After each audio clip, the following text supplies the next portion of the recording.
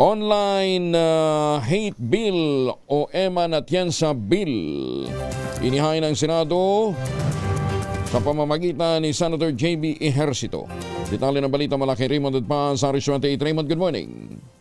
Nakababahala na ang bilang ng mga kabataan na nagiging biktima ng cyberbullying, fake news at online defamation. Ito ang deklarasyon ni Senador J.B. Ejercito kasunang inihaing Senate Bill 1474 o ang Anti-Online Hate and Harassment Bill o tatawaging Eman Atienza Bill.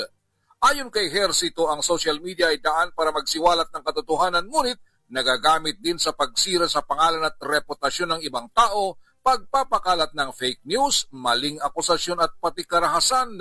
Marami sa mga kabataan ang naging biktima ng online bullying, gaya ng anak ni Kim Atienza na si Eman Atienza, kaya't ipinangalan sa kanya ang panukala.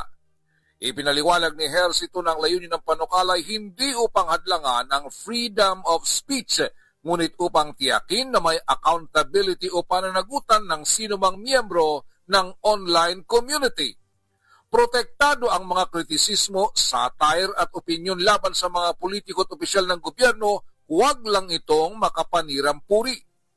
Obligado ang mga digital platforms na i-block sa loob ng 24 oras ang mga makapanirang content kapag may nagreklamo at may kautusan ng korte. Makakadagdag din ito sa mga umiiral ng batas gaya ng Cybercrime Prevention Act at Anti-Bullying Act na limitado lamang ang saklaw.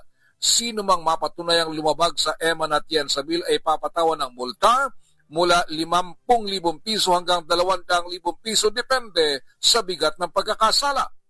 Ang Pilipinas ang may hawak ng record na pinakamaraming gumagamit ng internet sa buong mundo na tumatagal ng 10 oras kada araw.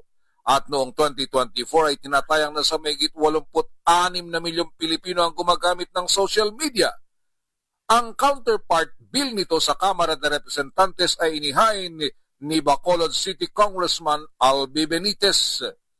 Ito si RH28 Raymond Adpas para sa DZRH, una sa Pilipinas, una sa Pilipinas. Maraming salamat, Raymond.